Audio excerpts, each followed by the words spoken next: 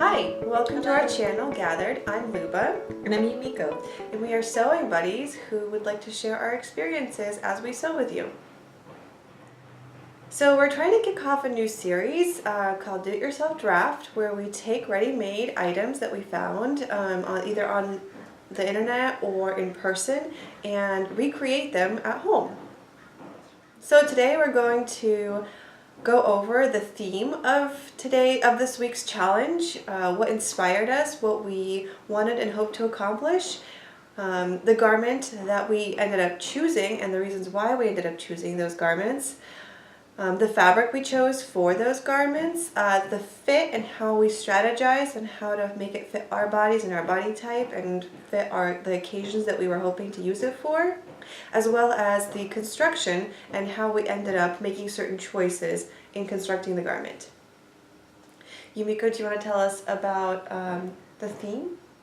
Yes, so the theme is flannel, based on, well, it was instigated by Luba being invited to a party that had a flannel theme. And so I also took up the challenge too. And we decided to not do a shirt. Mm-hmm. We wanted to do something maybe with a little bit of volume, a little bit of interest. Too expected for the shirt? Yes. Yeah. And wait, what did you say? Too expected? I feel like the shirt is like a little too expected. Oh, when you think of flannel, it's like, oh, flannel shirt. Right. Yeah. And it is more interesting, I think, if you use it in some type of skirt form where there's pleats or totally. fullness. You could use diagonals. Yeah, there's cool. So many different elements to plaid and flannel that we just kind of take for granted. Definitely. Yeah, we do. And it's very interesting. So what garment did you end up choosing? So I ended up choosing a asymmetrical skirt, which I thought was really interesting. Where did you see it? I saw it online. It was on Nordstrom. Did you get a chance to see it in person? No, I didn't. But there were some great photos that really showed, and what I found interesting about it was it's kind of narrow in the back, but all the fullness is in the front. And there's almost like this fullness that kind of falls into the center. So I wanted to try to draft that, see how that would go. And because I didn't want to fall into the dilemma of what am I going to wear it with, I just went ahead and drafted a bodice. Yeah, because I feel like when you pair things with a skirt, often you need to tuck it in. And sometimes with a lighter fabric like flannel, it'll just show too much. Right, that's what I was worried about. So I wanted to avoid that. So, and what about you? What did you decide on? So I was browsing online looking for inspiration about other like dresses that had flannel. I was just waiting for the muse to hit kind of, and I found this LL Bean dress that was out of stock, and it seemed like such a good use of flannel to me, and I wanted to recreate it. And the fact that it was out of stock just gave me all the more motivation, because I love having things that no one else has or are limited in some way. It just creates this like exclusivity feeling. You feel like you're just in the in crowd. So I drafted a A-line skirt with some pleats and just a simple bodice. So let's talk about fabric. How was your sourcing fabric? Well, because we had limited time, I just ran down to Joann's and saw what they had, and I really like red and black and a little bit of white, so I thought, oh, that'll work well on me, so I just grabbed it. I feel like you tend to pare down the color combinations. I feel like you like to simplify things. Simplicity is your forte. A little bit more contrasty. Yeah. What about you? What did you? I really like my color combinations. I really like, there's like elements of green, maybe some navy, maybe some black, some red. I feel like a Christmas tree, honestly. I like it. It's a classic kind of Scotch plaid. I don't know what you call it. Yeah, it's really great. Very recognizable. Yes. Yeah. It's like distinctive. And I think, Joann had they had a lot of different prints of flannel, but the actual fabric was the same, so I don't think I had much agency in choosing the type of fabric. It was all the same quality. So I didn't feel overwhelmed by choice. Let's put it that way. And then as far as fit goes, I use a basic sloper that I created using a craftsy class with Susie Furr. I can't recommend that class enough. It's a great class. I learned so much from it. I was a little worried that after I drafted the sloper, it wouldn't quite fit me. I have very narrow shoulders, but I think that at the end, when I actually tested it, it fit perfectly. So once I started drafting this dress, I was pretty confident that I could just make some adjustments, transfer the darts around. The actual sloper had 4 darts, and I In the front? Yeah. Wow. So I transferred 2 of them into the bust dart. Oh, okay. Yeah. And I have a simple A-line skirt on the bottom. I have 2 pleats on it that line up with the darts. I was hoping that it would create like a visual like swoop into the waist and then out. I don't know if that really happened because I feel like the plaid is so busy that you don't really notice any of the lines anymore because they're just all over the place. But you can see the volume there. Yeah, hopefully, right? Yeah. I also did this little mistake where I was supposed to have pleats that were faced outwards away from the center, and I ended up having 2 of them facing the same way, so they're like dancing. What about you? How was your fit? Overall, so what I did was I used a tutorial I found online, and it was by Christopher Sartorial. On YouTube, right? On YouTube, Yeah, yes. free. And his sloper directions are very straightforward. A lot fewer measurements than I think what you use. Yeah, so it's like a quicker make, right? It's a very, very quick make. Yeah. And it worked out fine. I would highly recommend, of course, making that muslin, trying it on, and seeing how you need to alter it. Because one thing, adjustments maybe. Yeah, the big one was the neck, and then also length kind of shifted somehow. But yeah, overall. Yeah, because once you move those busts, the bust line around on the sloper, yes, your waist also tends to move a little bit, and then at the end you hope that it ends up landing where you want it to. Yeah, it's all up in the air. And what I did was I took that sloper and I did some dart manipulation, moved the dart up here because I thought it would be really interesting seeing the plaid go from straight grid to diagonal.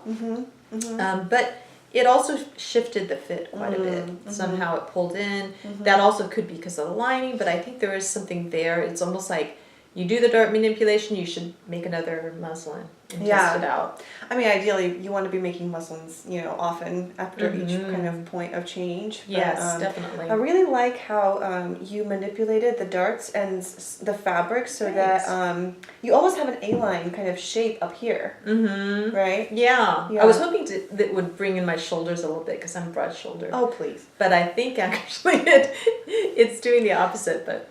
No, I definitely think it's creating this A-line silhouette that it draws the eye to your face. So, oh, okay. It worked. Well, there you go.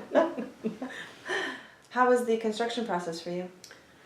Construction process was pretty easy overall, although I was dreading the zipper because I've had so much bad luck with the zippers. So I did some kind of a little bit of research online to see different techniques. I'm using a traditional zipper. And one thing that was recommended was interfacing with a little strip of interfacing the zipper area to kind of stabilize it and flatten it out, and that really helped. The way that it really helped was the bodice is lined, and I really wasn't quite sure how I wanted to deal with the lining and the fabric when it came to the zipper. So I used this little piece of interfacing almost as a tape to tape down that lining, and then I just folded it and then made the seam and then stitched it on the zipper. And sometimes it worked out pretty well. Sometimes when you add interfacing, it makes it easier to iron. Because I feel like the interfacing itself kind of squeezes better. Yeah. And especially for this fabric, which was so loose, it really helped it. Yeah. How was your zipper?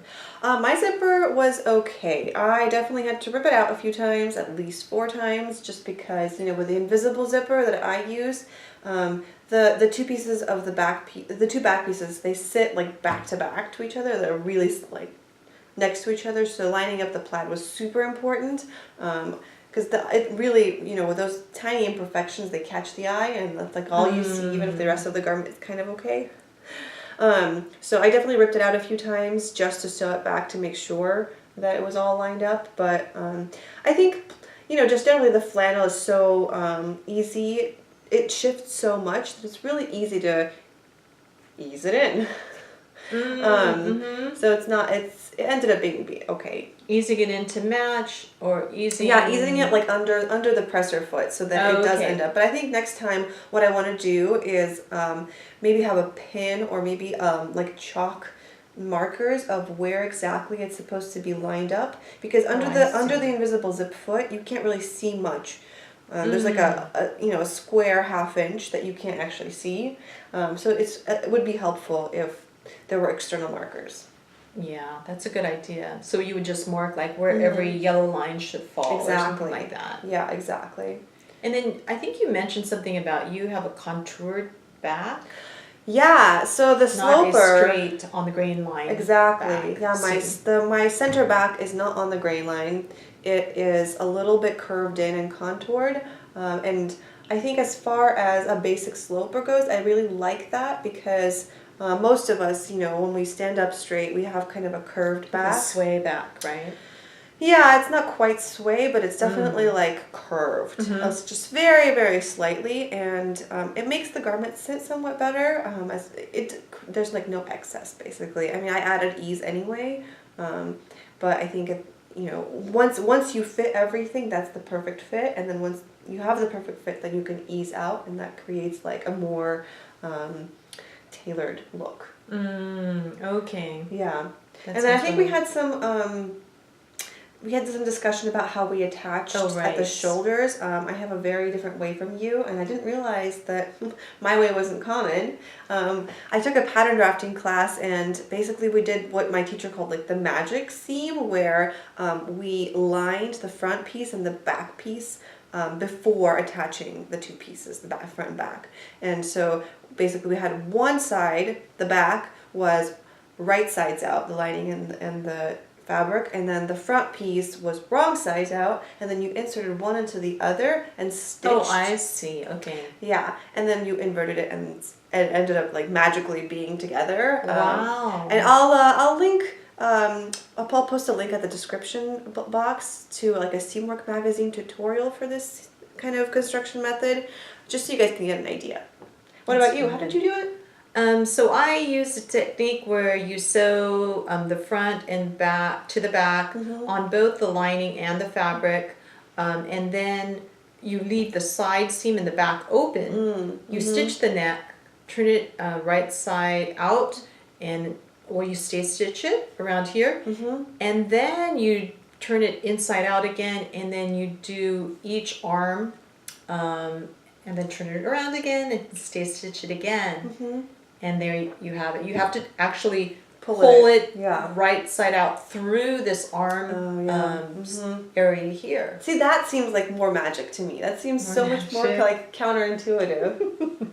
It's like you have to really like do the mental gymnastics of how things are going to end up, like right sides out. Definitely. Like I if somebody explained that to me, I think it would be really hard. Yeah. But once you see it, then you go, okay, that makes sense. Yeah. But if you read that, it would be mind-boggling. No, yeah.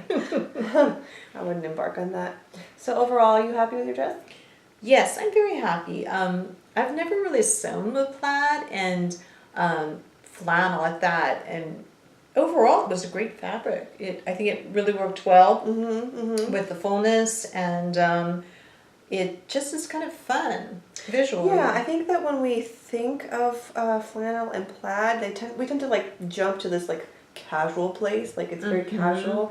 But in reality, I mean, it's a very nice classic design that you can really turn into anything you want, with enough creativity. Oh, definitely. And I think looking for something where you can kind of mix and play with the way that the diagonals or the grids or adding fullness is really fun. Yeah, I'm very happy with my dress too. I think that just the satisfaction that you get from drafting something from scratch and then executing on it, I think the whole process together, it's nothing too clever, but like because you just did it from beginning to end yourself, it's just so much more pride. You have so much more pride. No? Yes, definitely. I think you definitely are very proud. I mean, Because you did this from start to finish, not using a pattern, and you figured it out. And no one else has anything like this. That's right. No one else has this plaid and this particular fit, and it's, you know, tailor-made. And it's fun. It's a great look. So be sure to subscribe if you want to see more videos like this, and be sure to let us know if you want to see any sew-alongs or tutorials. We're happy to make those. Yes. We're trying to figure out like where to take this channel and what videos are coming in the future, and you could tell us. Thanks Bye. for joining us. Bye-bye. Thank you.